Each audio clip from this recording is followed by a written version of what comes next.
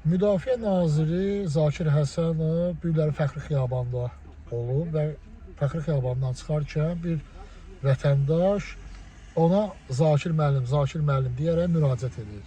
İndi isə həmən kadra baxın. Gözlük, var xanım, gözlük. Bir tarafım Vətəndaş Müdafiə Naziri ilə görüşə bilmir.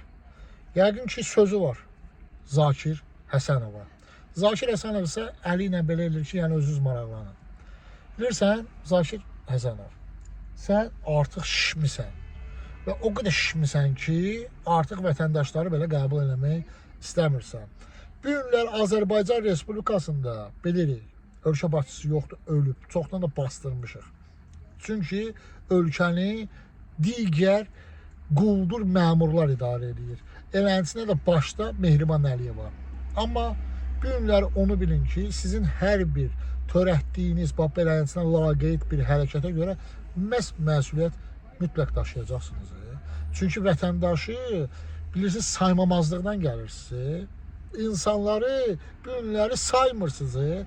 Nə var? Siz bu günləri müdafiə nazirisiniz. Sizin çiyinlərinizdə paqonlar asılıb. O paqonlar ona görə asılıb ki, siz vətəndaşlara xidmət göstərəsiniz.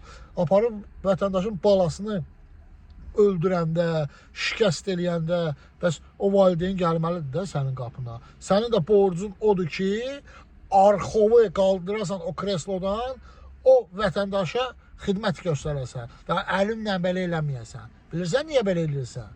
Çünki sənin balon şəhid olmayıb. Sənin balon qazi olmayıb. Sən özün bilirsən kimsən, binamussan, sən şərəfsiz alçaq. Bəyənin və paylaşın. Paylaşın ki, ictimailəşsin.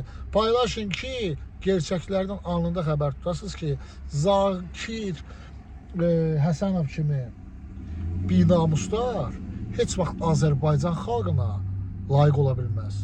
Heç vaxt Azərbaycan xalqına can yandıra bilməz. Çünki bunların qanı bizdən deyil. Zakir Həsənov həqiqətən də belə deyim də, Azərbaycan ordusunun büdcəsini dağıdanlardan biridir.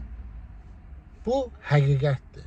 Həqiqət olmasa 8 milyona villaları almışsan bəzilərinə. Nə məsələdir? Bığlı kərtənkələ. Sizinlə mən Orxan Ağayev, Hüseyn TV.